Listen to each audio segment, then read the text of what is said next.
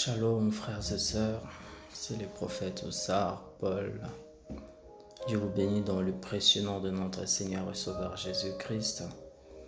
J'aimerais partager avec vous aujourd'hui un message de la part du Seigneur, quelque chose que le Seigneur fait monter dans mon cœur depuis quelque temps pour son Église. Vous savez, dans le temps dans lequel nous sommes en train de nous trouver, vous connaissez l'époque, le temps, les saisons, vous voyez ce qui se passe actuellement dans le monde. Et le Seigneur m'envoie pour pouvoir partager avec vous quelque chose, un message qui est précieux. J'aimerais vraiment avoir votre attention pendant ces quelques minutes que nous allons passer maintenant, pour pouvoir partager avec vous ce message de la part du Seigneur. J'aimerais partager avec vous sur la connaissance. Sur l'importance de la connaissance dans les temps dans lesquels nous sommes en train de nous trouver. Combien il est précieux de poursuivre la connaissance. Combien il est précieux de chercher la connaissance. Combien il est précieux de connaître certaines choses dans les choses de Dieu, quoique pas seulement dans les choses de Dieu, mais de poursuivre la connaissance dans tous les domaines de nos vies. La Bible déclare une chose dans le livre de Daniel. Dans le livre de Daniel, chapitre 12, la Bible dit ceci. La Bible déclare et dit, au dernier temps, la connaissance d'un plus grand nombre va augmenter. Pour ceux qui connaissent, c'est dans Daniel chapitre 11.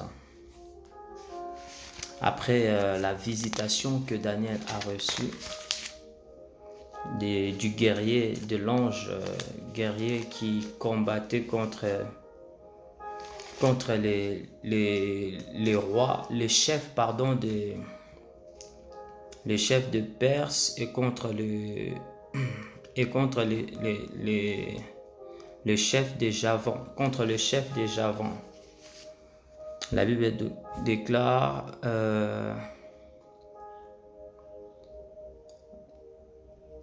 la Bible déclare que lorsque Daniel a eu à cœur de commencer à prier, c'est dans le chapitre 10, dans le chapitre, c'est tout le chapitre en gros, tout le chapitre 9, chapitre 10, ça va même jusqu'au chapitre 11, même, je crois même jusqu'à la fin, parce que c'est une longue révélation que l'ange était en train de faire à Daniel par rapport aux événements qui allaient arriver dans la fin de temps. Il est venu après le jeûne de Daniel de plus de 3 semaines. Daniel dit, depuis plus de 3 semaines, je n'ai rien mangé j'ai pas mangé de viande, j'ai pas bu de liqueur forte, toutes ces choses-là. Il s'est consacré à l'Éternel pendant plus de 3 semaines pour chercher la face de l'Éternel. Après qu'il ait eu à voir dans les livres que les dates, le nombre des années que le prophète Jérémie avait annoncé étaient accomplies. Quelque temps après, la Bible déclare que Daniel s'est mis à chercher l'Éternel. Il s'est mis à chercher l'Éternel. Déjà, on apprend quelque chose dans la vie de Daniel, c'est que Daniel, c'était un homme très cultivé.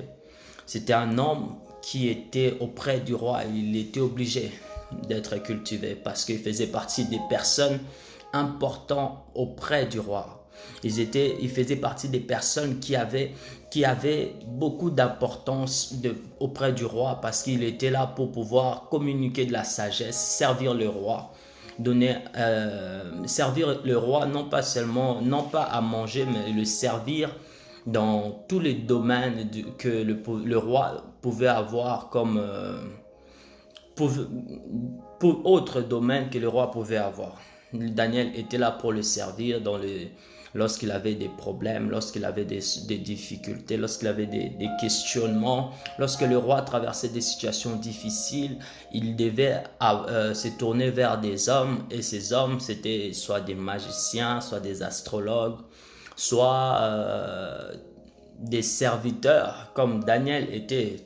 Il était serviteur de l'Éternel, mais il était aussi serviteur du roi. Il était même un eunuque. C'était un eunuque qui servait auprès du roi de Babylone que nous connaissons, le roi Nebuchadnezzar. Donc Daniel était un enfant qui était cultivé. C'était un enfant qui avait beaucoup de connaissances. D'où l'importance de la connaissance dans le temps dans lequel nous sommes en train de nous trouver. Dans ces temps de la fin, dans ces temps où nous sommes en train de traverser, j'aimerais même annoncer quelque chose ici. Je vais vous l'annoncer, mais j'aimerais déjà dire ici, dans le temps dans lequel nous sommes en train de nous trouver, nous devons beaucoup poursuivre la connaissance, à connaître la connaissance, poursuivre la connaissance. Nous devons poursuivre la connaissance dans le temps dans lequel nous sommes. Il est précieux aujourd'hui que tout enfant de Dieu, au-delà de la sanctification, au-delà de la crainte de l'Éternel, au-delà de la puissance, au-delà de toutes ces choses que nous pouvons aspirer, il est très important aujourd'hui que nous puissions poursuivre la connaissance. Il est capital pour tout enfant de Dieu dans le temps dans lequel nous sommes en train de nous trouver, de pouvoir poursuivre la connaissance. Pourquoi? Parce que sans la connaissance, la Bible déclare, personne ne vivra. Sans la connaissance, nous continuerons à mourir. Sans la connaissance, l'Église des dieux aujourd'hui, dans le temps actuel, continuera à battre comme battant dans les vides. Il continuera à essayer par ses propres moyens, par toute forme de méthodes anciennes qu'il utilise déjà, sans pour autant obtenir des résultats qui sont concrets. Nous sommes arrivés à un temps où le Seigneur veut que son Église grandisse en connaissance. La Bible déclare, sans la connaissance, nul ne vivra. La Bible déclare, mon peuple périt faute de connaissance. Il est important de comprendre l'importance de cette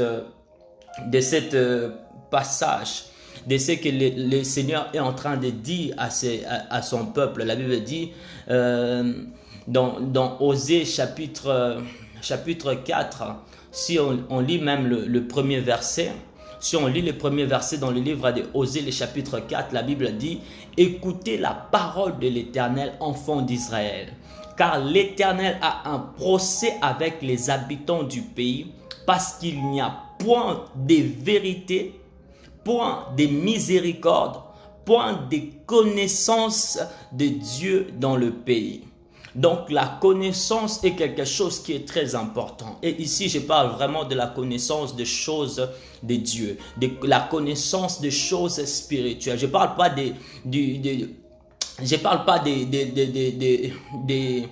choses que nous faisons, je ne parle pas des pratiques, je ne parle pas des principes, si je peux le dire comme ça, mais connaître Dieu, connaître le Dieu des principes dans sa profondeur, connaître le Dieu des principes dans sa profondeur. Voilà, c'est de ça que je suis en train de parler aujourd'hui, la connaissance profonde, la connaissance qui se traduit par des lumières des choses de Dieu.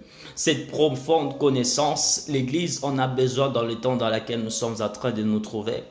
La Bible déclare, ce peuple n'a point de connaissance de Dieu dans le pays. Et nous sommes arrivés à un temps où la connaissance est très précieuse pour nous, enfants de Dieu. Église de Jésus-Christ. Depuis trop longtemps, l'Église de Jésus-Christ est en train de tourner en rond. Depuis trop longtemps, l'Église de Jésus-Christ n'avance pas. Beaucoup trop longtemps, l'Église de Jésus-Christ reste sur les mêmes choses. Pourquoi? Parce qu'il nous manque la connaissance. La Bible déclare, ne vous conformez pas au siècle présent, mais soyez quoi? Soyez transformés par le renouvellement d'intelligence. La Bible déclare que le Saint-Esprit lui-même nous enseigne. Il nous renouvelle notre intelligence. Il est là pour ça. C'est quelque chose qui est important. L'importance d'avoir le Saint-Esprit, c'est d'avoir une intelligence qui est renouvelée, d'avoir beaucoup de connaissances, d'avoir une sagesse différente des choses de la terre.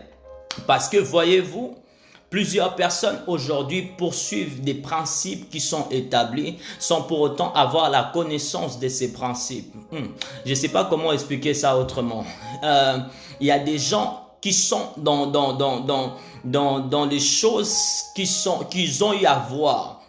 Ils ont eu à voir des autres faits. Ils se sont dit dans l'œuvre de Dieu, ça se marche comme ça. Et ils se sont mis juste à faire des choses sans savoir les réalités profondes de ces choses.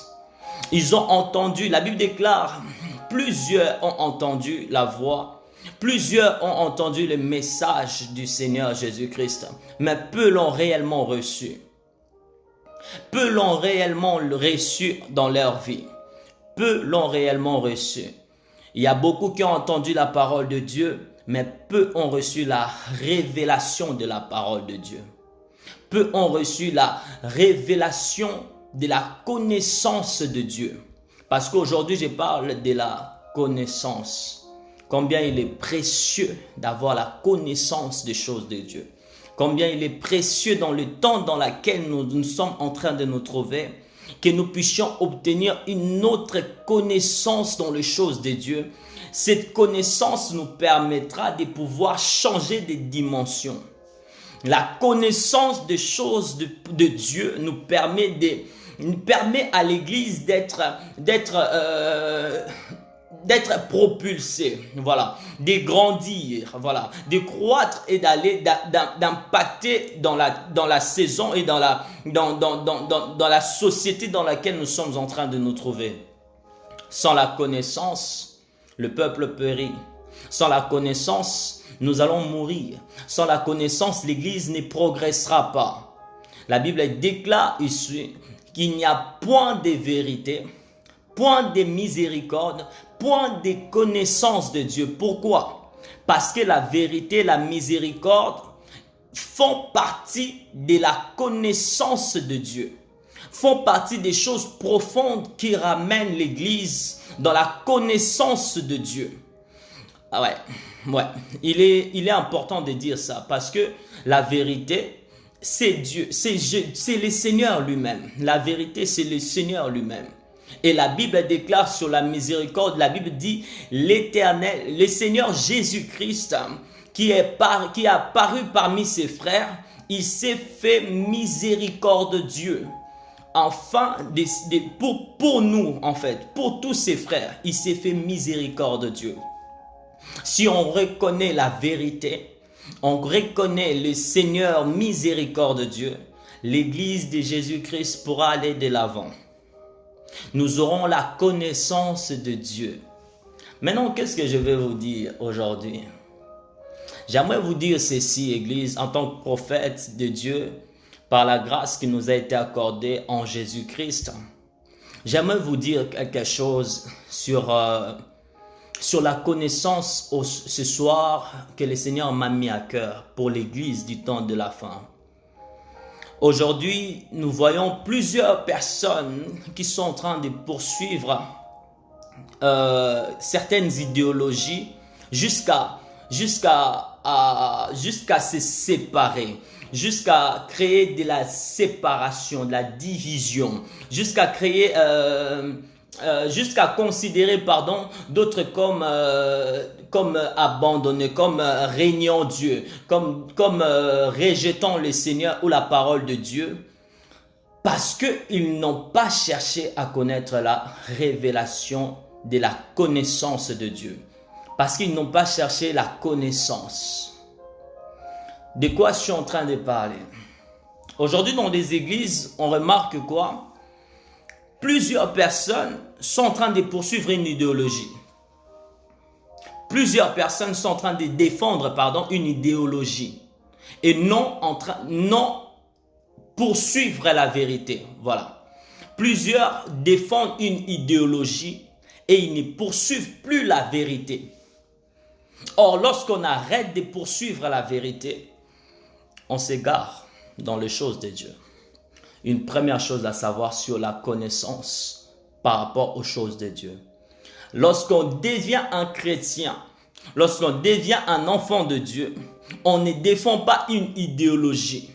On poursuit une vérité. On poursuit la vérité.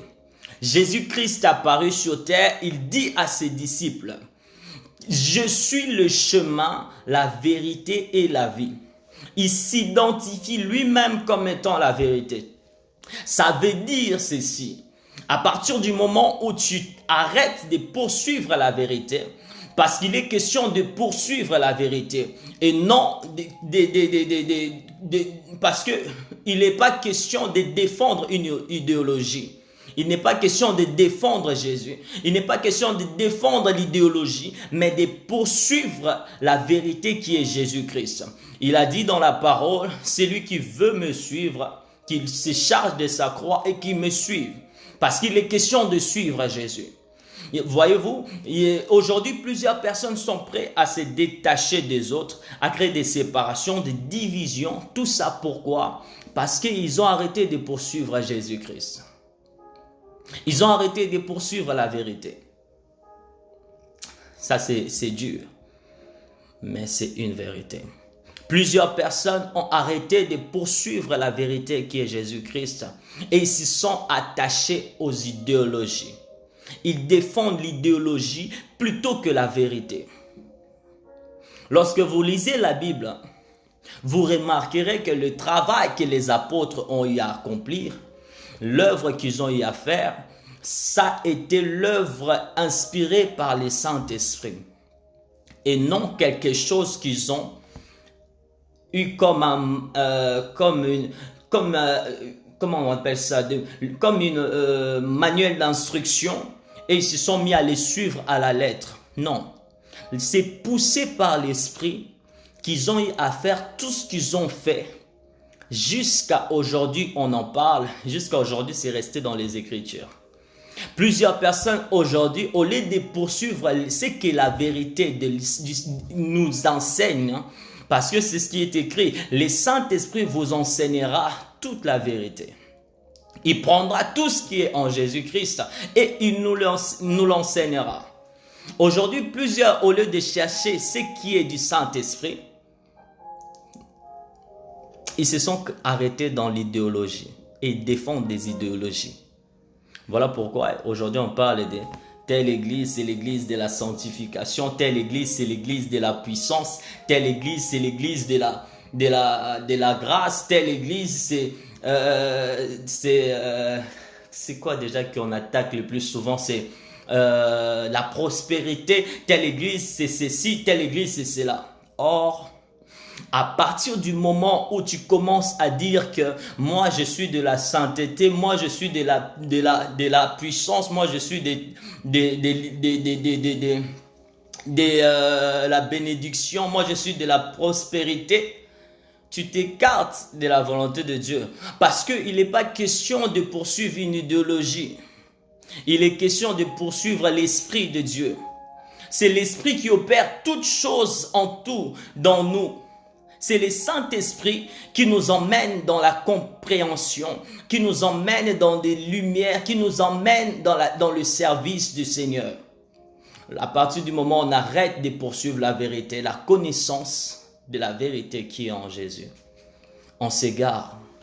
Dans le temps de la fin, ce qui est le plus précieux, j'aimerais dire ceci, première chose, ce qui est plus précieux dans les fins des temps où nous sommes en train de traverser, ce n'est pas de poursuivre l'idéologie, ce n'est pas de défendre une idéologie, de défendre une pensée, de défendre quelque chose.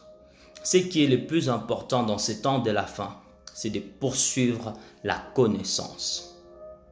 Vous pouvez le noter, c'est quelque chose qui est très, très important dans ces temps de la fin. Poursuivre la connaissance. Poursuivre la connaissance. Dans ce temps de la fin, la connaissance est précieuse pour notre salut. Pour notre salut.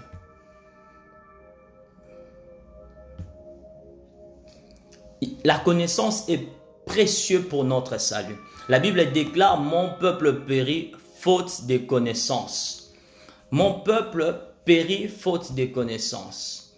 Maintenant, vous vous demandez peut-être pourquoi est-ce que la connaissance est précieuse pour notre salut?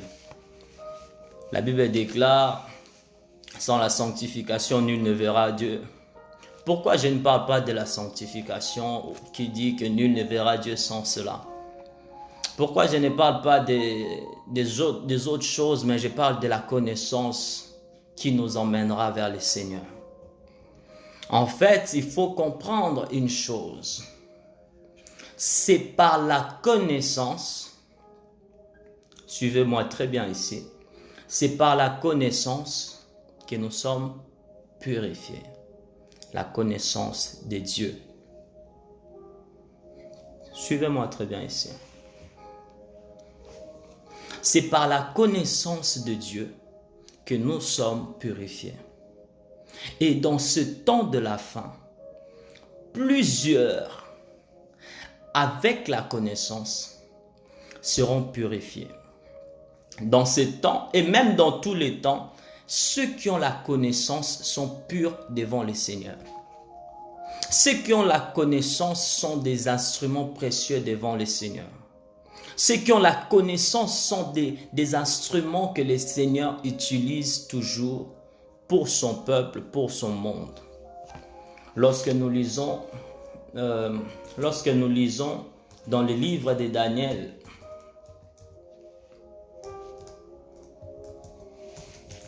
lorsque nous lisons dans le livre de Daniel 12, le verset 4, dans Daniel chapitre 12, le verset 4, c'est ce que je vous disais au début. Écoutez, je vais vous le lire. Dans Daniel chapitre 12, le verset 4, il est dit ceci. Toi, Daniel,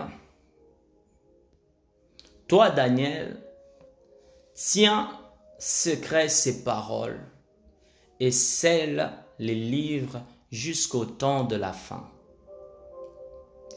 Plusieurs alors les liront et la connaissance augmentera. Verset 5, la première des choses, la connaissance augmentera. Après que les gens ont lu les livres que Daniel avait scellés. Deuxième chose, dans le verset 5, on va continuer la lecture. Et moi, Daniel, la Bible déclare, j'ai regardé et voici deux autres hommes se tenaient debout, l'un en deçà du bord, du fleuve et l'autre au-delà du bord du fleuve. L'un d'eux dit à l'homme vêtu de lin qui se tenait au-dessus des eaux du fleuve, quand sera la fin de ces prodiges? J'ai entendu, je vais vous lire ici. Ok.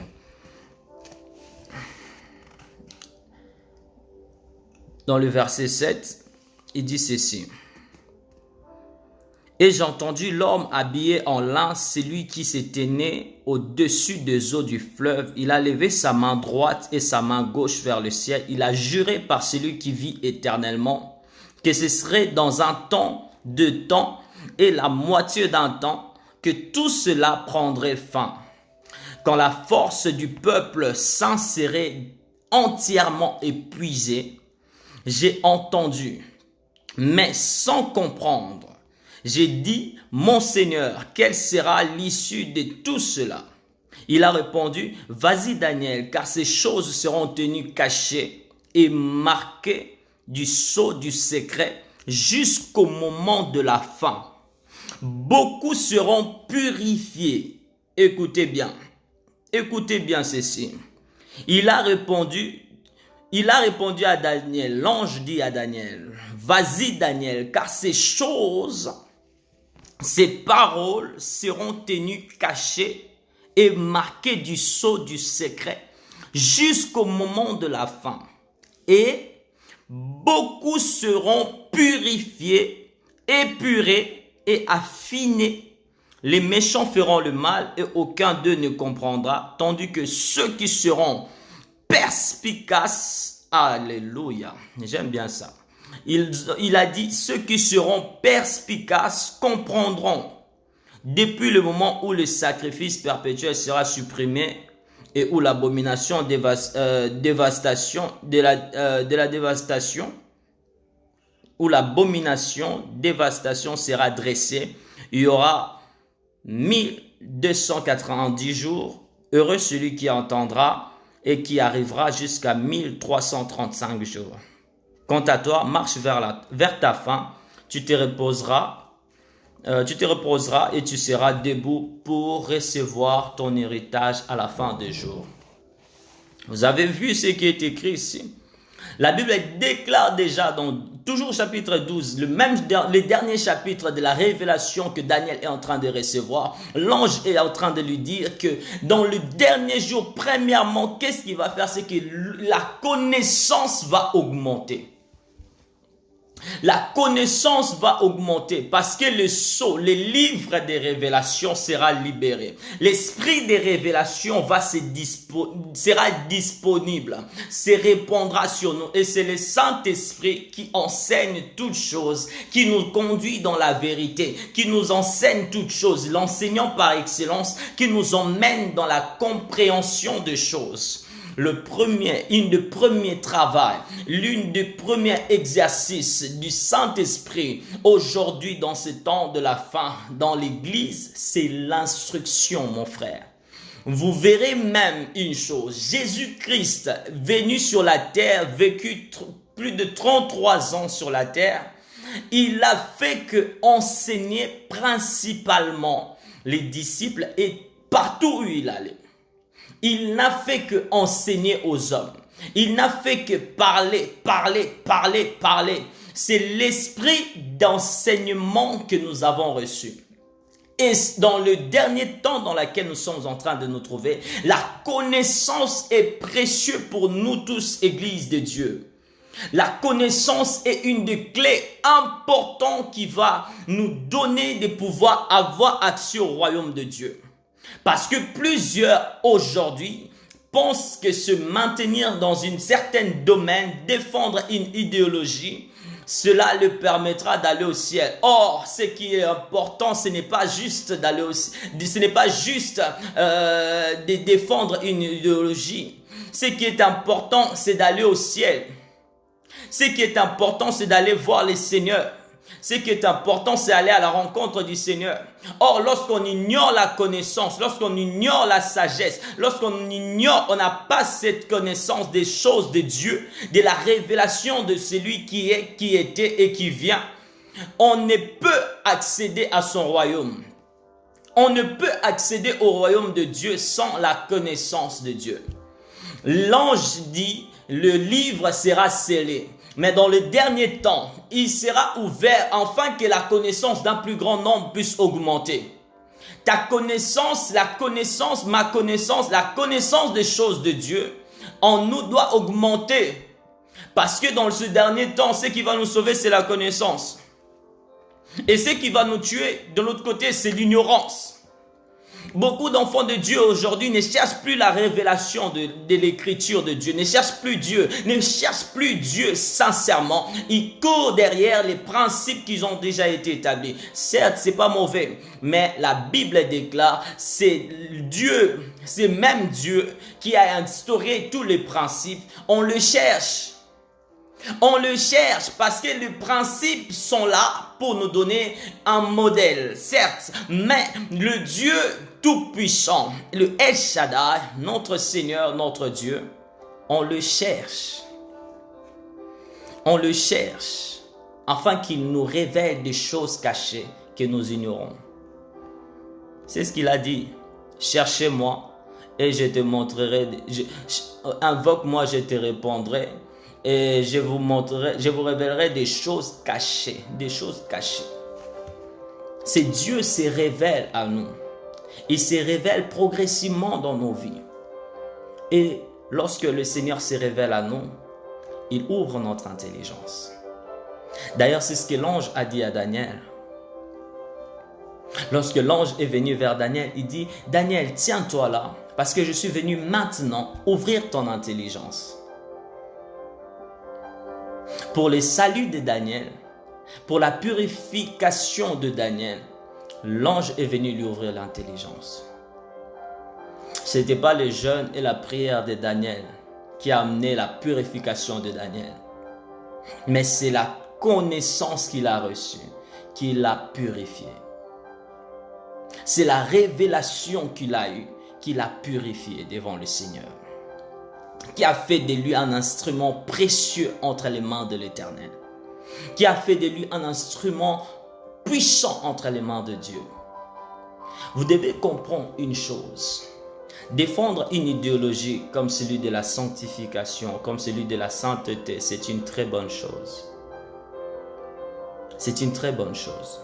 Mais celui qui poursuit la connaissance, celui qui cherche plus profondément dans la connaissance de Dieu, qui poursuit la vérité pour connaître la vraie vérité, la vraie connaissance de Dieu, celui-là sera beaucoup plus purifié que celui qui se prive peut-être juste des péchés, qui veille sur toutes ces petites choses. Aujourd'hui, nous sommes devenus comme des pharisiens, si je peux me dire ça, si je peux me permettre de dire ça comme ça. L'église de Jésus-Christ aujourd'hui est devenue comme dans l'ancien temps, dans l'ancienne alliance. Beaucoup d'hypocrisie, beaucoup de faux témoignages, beaucoup de mensonges, beaucoup d'idolâtrie dans nos cœurs. Pourquoi je dis ça? Dans le temps avant que le Seigneur Jésus-Christ revienne, les hommes étaient obligés de faire beaucoup de sacrifices pour se purifier eux-mêmes. Ils prenaient beaucoup de temps. Ils sacrifiaient des animaux. Après, ils retombaient dans leur péché. Ils sacrifiaient encore des animaux. Ils faisaient beaucoup de choses. Ils sortaient leur argent. Ils travaillaient. Ils se battaient. Ils faisaient beaucoup d'efforts pour pouvoir poursuivre la sainteté, pour pouvoir impressionner Dieu. Mais dans le temps dans lequel nous sommes en train d'arriver, vous remarquerez une chose, c'est que aujourd'hui, ce qui est en train de semer les désordres dans l'église, c'est quoi? C'est que plusieurs personnes sont en train de voir des hommes et des femmes qui ne sont pas forcément dans une sainteté extrême ou dans une vie qu'on peut pas, qu'on peut dire des purifications extrêmes, être utilisées par Dieu comparé aux autres. Plusieurs aujourd'hui qui ne s'habillent pas forcément d'une certaine manière. Plusieurs aujourd'hui qui ne couvrent parfois même pas leur tête lorsqu'ils servent le Seigneur. Qui ne se couvrent pas forcément lorsqu'ils sont devant les gens au service de Dieu, sont utilisés puissamment comparé à plusieurs qui sont à fond dans ces choses. Il y a des frères, il y a des sœurs qui sont en train de se couvrir, qui sont en train de s'habiller d'une certaine manière. Ils se couvrent la tête, ils se voilent. Ils s'habillent d'une certaine manière pour pouvoir présenter l'évangile. Ces personnes sont devenues de plus en plus rares. Et nous voyons de plus en plus des personnes que Dieu est en train d'utiliser en ce moment dans le monde. C'est que des hommes et des femmes qui sont beaucoup plus dans la compréhension des choses de Dieu, beaucoup plus dans la poursuite de la vérité de Dieu, que ceux qui sont en train de défendre des idéologies, que ceux qui sont en train de défendre « Oh, la femme ne doit pas prêcher. Oh, la femme ne doit pas faire ceci. Oh, tel vêtement est permis. Oh, tel vêtement n'est pas permis. » Il est précieux, il est beaucoup plus judicieux de poursuivre la vérité de Dieu, que Dieu lui-même, et que de poursuivre des hommes et des femmes qui ne s'habille pas décemment, qui ne s'habille pas correctement. Parce que qu'est-ce que ferait un homme? Que ferait un homme si l'Éternel lui-même décide d'utiliser une femme prostituée pour parler de sa part? Qu'est-ce que tu feras, pasteur? Qu'est-ce que tu feras, frère? Qu'est-ce que tu feras, prophète? Qu'est-ce que tu feras, apôtre? Qu'est-ce que tu feras, évangéliste? Qu'est-ce que tu feras si l'Éternel lui-même s'est décidé de prendre une femme qui connaissait très bien que cette femme, c'est une prostituée. Il connaît très bien que cette femme a une mauvaise vie. Elle a plusieurs gars. Elle a plusieurs fiancés, plusieurs hommes. Elle sort même avec les maris d'autrui. Qu'est-ce que tu feras si Dieu décide de passer au travers de cette femme-là pour pouvoir gagner toute la Samarie? Qu'est-ce que tu vas faire? Mon frère, ma soeur, le temps est arrivé. Ceux qui recevront la connaissance seront sanctifiés par Dieu pour l'exercice de son œuvre. Le Seigneur m'a parlé pendant de temps de prières que j'ai eu à avoir. Et une des choses que le Seigneur m'a dit parmi tant d'autres, c'est que dans ces temps de la fin, l'Éternel va nous sanctifier dans l'exercice de son œuvre. C'est choquant. C'est très choquant. Mais c'est la vérité. Ceux qui vont servir le Seigneur, ceux qui viendront avec un cœur disposé pour servir Dieu dans ces temps de la fin, ce sont ceux-là que l'Éternel va se servir. Parce que Dieu a besoin des hommes et des femmes qui sont disposés. Dieu a besoin des hommes et des femmes disposés dans ces temps de la fin pour pouvoir accomplir son œuvre. Il n'a pas besoin des hommes forts et puissants, des hommes capables de se maintenir 40 jours en jeûne et prière. Dieu n'a pas besoin des hommes comme ça. Non, il va t'emmener dans cette dimension, ça c'est sûr et certain. Mais il a besoin des hommes et des femmes disposés premièrement. Plusieurs chrétiens aujourd'hui avec 40 ans de vie chrétienne, 50 ans de vie chrétienne, ne sont pas utilisés par Dieu parce qu'ils ont trop grandi. Ils sont trop saints devant Dieu. Beaucoup trop saints. Trop saints devant le Seigneur. C'est pourquoi ils ne sont pas utilisés par Dieu. Plusieurs chrétiens avec des 20 ans, 30 ans de vie chrétienne ne sont pas utilisés par Dieu. Pourquoi? Parce qu'ils sont trop connaisseurs. Ils sont trop dans... je ne sais même pas comment dire ça. Ils sont trop renfermés. Ils sont trop en train de défendre des idéologies qu'ils ont reçues, sans pour autant chercher la vérité qui est Jésus-Christ. Parce que la Bible et les Écritures, si on devait parler de quelque chose, on parlerait, comme la Bible déclare, de deux choses. On parlerait de la loi et les prophètes. Tout ce qui vient après, apôtres, tout le monde, c'est l'esprit, frères et sœurs. La Bible, c'est les apôtres et les prophètes. La Bible, c'est la loi et les prophètes.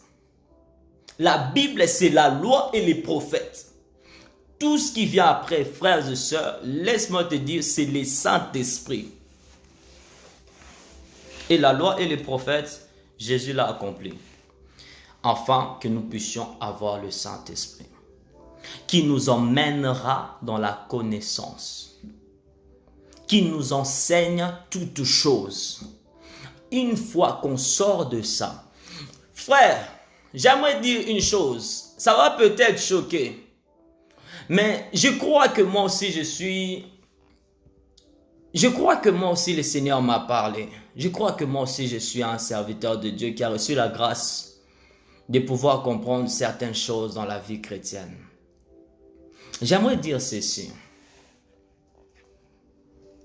Pour suivre rechercher à être comme l'église primitive, ce n'est pas une bonne chose. Ce n'est pas une bonne chose. Rechercher à être comme les apôtres lorsqu'ils ont commencé l'œuvre de Dieu, ce n'est pas une bonne chose. Non. Je ne crois pas que ce soit une bonne chose de vouloir ressembler aux apôtres. Il y a certaines choses qu'ils ont eu à mettre en place, qu'ils ont eu à faire, qui sont des choses qu'on peut utiliser pour pouvoir avancer encore avec le Seigneur. Mais chercher à redevenir exactement comme eux, cela n'est pas une bonne chose. Nous devons grandir avec le Seigneur. L'église primitive, c'est l'église qui a ouvert l'accès, qui a emmené l'évangile que les apôtres ont reçu, qui a été utilisé par Dieu afin de répandre le message de Dieu jusqu'à nos oreilles. C'est ça l'église primitive. C'est l'église que Dieu a utilisée pour répandre l'évangile de Jésus-Christ jusqu'à nos oreilles. Mais l'église primitive n'est pas la finalité de l'église corps du Christ. Non. Ce n'est pas non plus l'objectif que l'église doit se donner pour pouvoir ressembler. Non. Non. L'église primitive, c'est une église merveilleuse que le Seigneur a eu à utiliser puissamment, certes.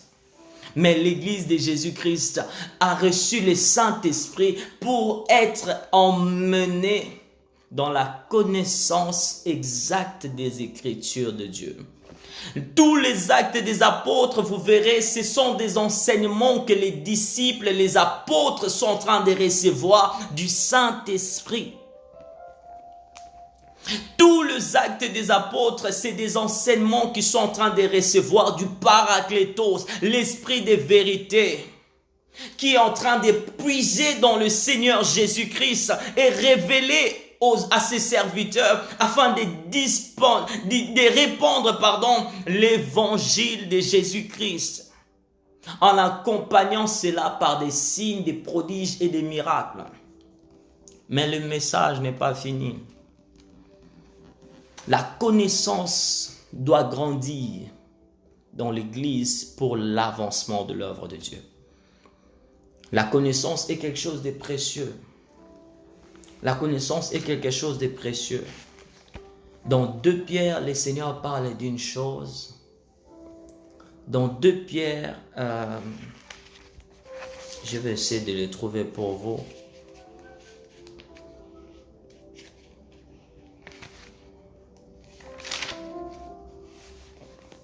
Dans 2 Pierre, le Seigneur parle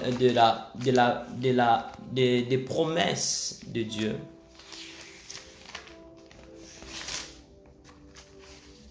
Que le Seigneur est en train de faire aux hommes.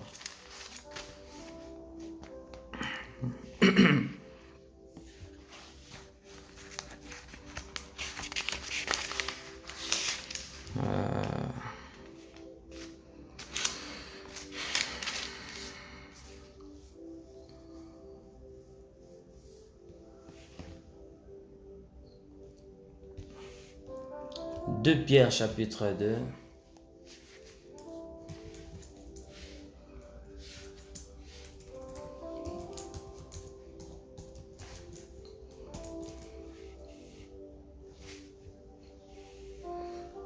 Chapitre 3, le verset 9. La Bible dit ceci.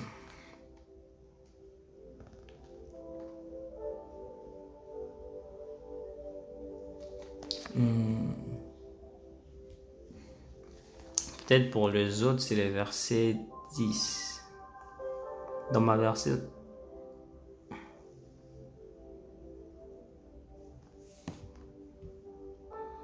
Bon. Dans ma version, en tout cas, c'est 2 Pierre chapitre 3. 2 Pierre chapitre 3, voilà. à partir du verset 9. 2 Pierre 3, le verset 9. La Bible déclare ceci. Les seigneurs ne tardent pas dans l'accomplissement de la promesse, comme quelques-uns le croient, mais ils usent de patience envers vous, ne voulant pas qu'aucun périsse, mais voulant que tous arrivent à la repentance. Voyez ces choses. Ne voulant pas qu'aucun périsse,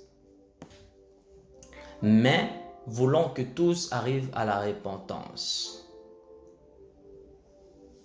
Dans le verset 10, le jour du Seigneur viendra comme un voleur. En ce jour, les cieux passeront avec les fracas, les éléments embrasés se dissoudront et la terre avec les œuvres qu'elle renferme sera consumée. Je reviens dans le verset 9. L'Éternel ne tarde pas dans l'accomplissement de la promesse, comme quelques-uns le croient, mais il use de patience envers vous, ne voulant pas qu'aucun périsse, mais voulant que tous arrivent à la repentance. Tout à l'heure, nous avons lu un passage dans le livre de Osée qui dit que mon peuple périt parce qu'il lui manque la connaissance.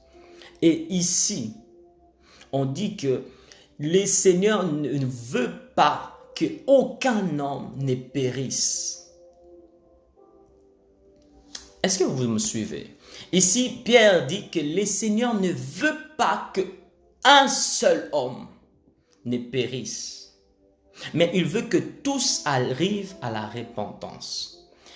Ici, nous avons vu dans Osée, qu'est-ce qui emmène l'homme à périr et à mourir? Et il s'agit du manque de connaissances. Il s'agit du manque de connaissances. Lorsque un homme manque de connaissances, il mourra. L'Éternel, s'il tarde à venir, c'est tout simplement parce qu'il veut que le peuple parvienne à une connaissance supérieure, qui puisse grandir. Il veut voir son Église grandir en connaissance, chose qui n'est pas le cas actuellement dans l'Église de Jésus-Christ. Chose qui fait défaut à l'Église de Jésus-Christ actuellement, le manque de connaissances qui empêche plusieurs hommes, plusieurs enfants de Dieu de pouvoir voir le Seigneur. Ce qui empêche la venue du Seigneur Jésus-Christ, c'est le manque de connaissances. Pierre dit cela, il insiste, il dit pas, le Seigneur ne veut pas, ne voulant pas qu'aucun périsse, mais voulant que tous arrivent à la repentance. Le Seigneur ne tarde pas dans l'accomplissement de la promesse qu'il a dit, où les apôtres ont eu à recevoir lorsqu'ils montaient dans les airs, où ils ont vu le Seigneur monter dans les airs. La promesse qu'il a dit, je m'en vais vous préparer une place, je reviendrai vous chercher. La promesse là, de la même manière que vous l'avez vu monter au ciel, de la même manière vous le verrez redescendre. Cette promesse là, ce n'est pas que le Seigneur tarde à le réaliser, à l'accomplir pour nous emmener dans la gloire, dans le demeure qu'il a préparé pour nous. C'est que tous ne sont pas encore parvenus à la connaissance de Dieu. Il ne veut pas qu'à son arrivée, en quelque sorte, que nous puissions périr. Et si le peuple périt, c'est parce qu'il lui manque la connaissance. Si le peuple périt, c'est parce qu'il lui manque la connaissance. Mais Dieu veut que tous arrivent à la repentance. La repentance, c'est changer de direction. Arrêter d'emprunter un chemin et de se tourner vers un autre. C'est ça la repentance. C'est la transforme, c'est changer de direction. C'est repentir, c'est renoncer à une chose qui nous tenait, qu'on défendait, qu'on croyait pour revenir sur un autre. La repentance dans le Seigneur, c'est que l'Église doit faire aujourd'hui, c'est d'arrêter. L'Église doit se repentir des idéologies qui se sont mises en esprit, des choses qui se sont implantées. Ils appuient, ils insistent, c'est la doctrine, je ne sais quoi, bidule, machin. Toutes ces choses-là, l'Église doit arrêter avec ces histoires pour entrer dans la poursuite de la vérité.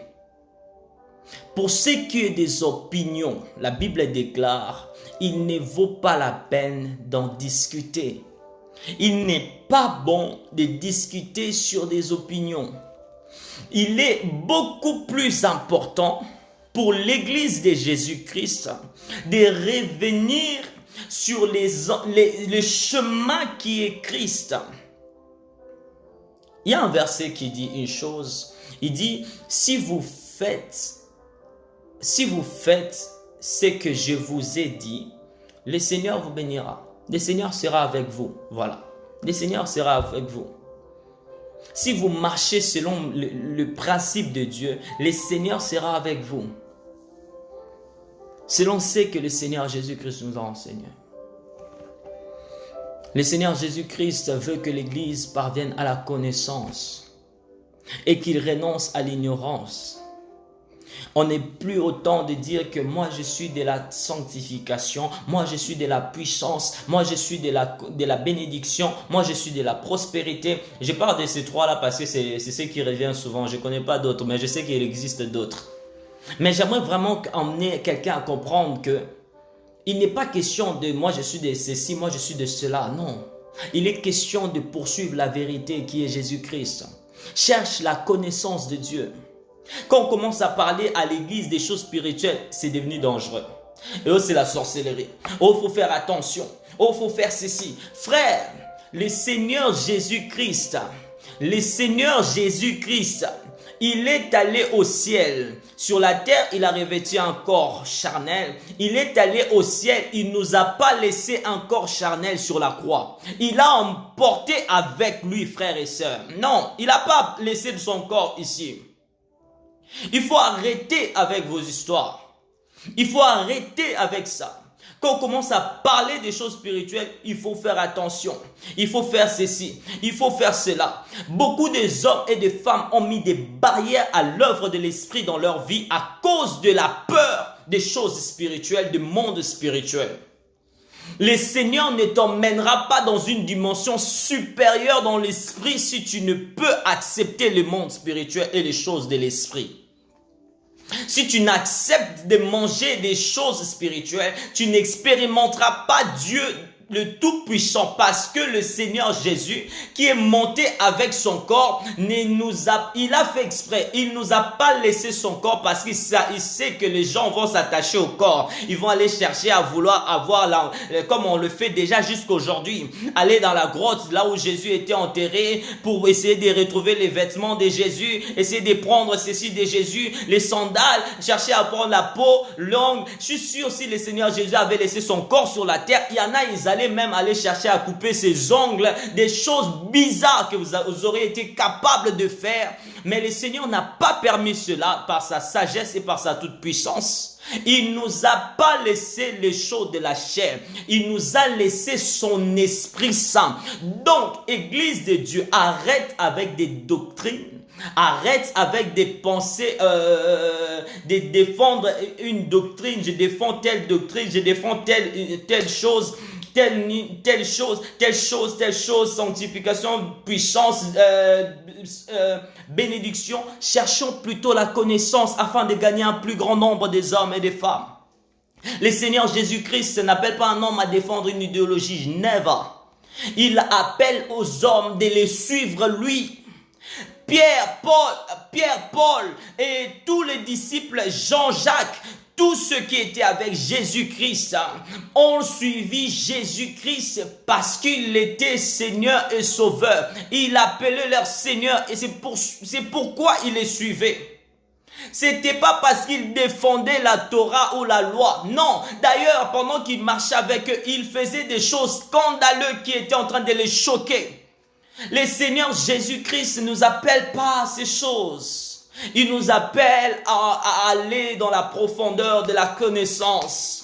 Et la Bible déclare, il se retrouve un jour dans le temple, il rencontre une femme, le jour du sabbat, qui avait le dos courbé. La Bible dit, il vit cette femme et il a prié pour cette femme, son dos s'est redressé. Et là, le jour du sabbat, on lui dit, est-ce qu'il est permis, il n'est pas permis, de faire un miracle le jour du sabbat. Mais le Seigneur les emmène à comprendre qu'il est maître du sabbat. Il n'est pas question de sabbat ou pas sabbat. Il leur dit, dites si il est bon le jour du sabbat de faire du bien ou pas.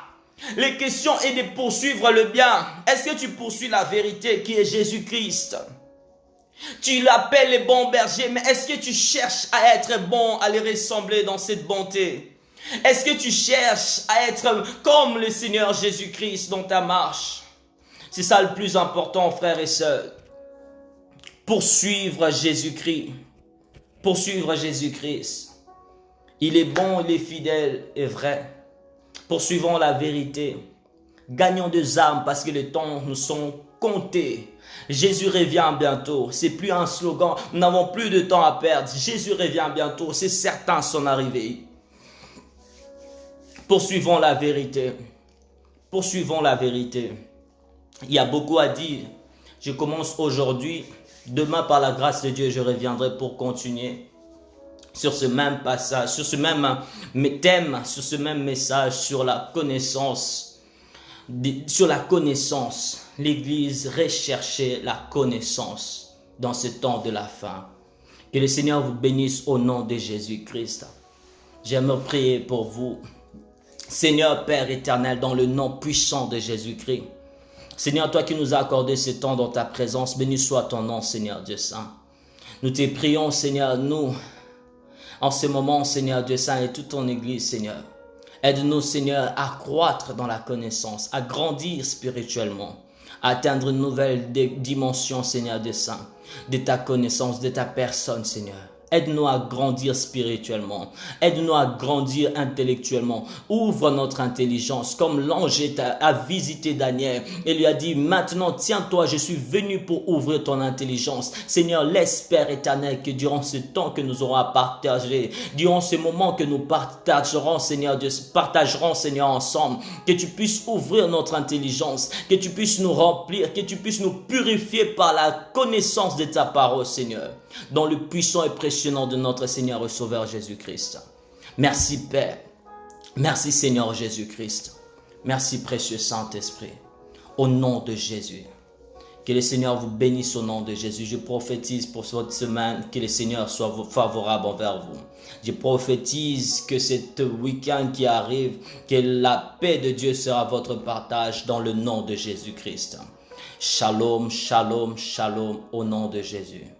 Que Dieu vous bénisse. C'était le prophète Oussa. Alléluia.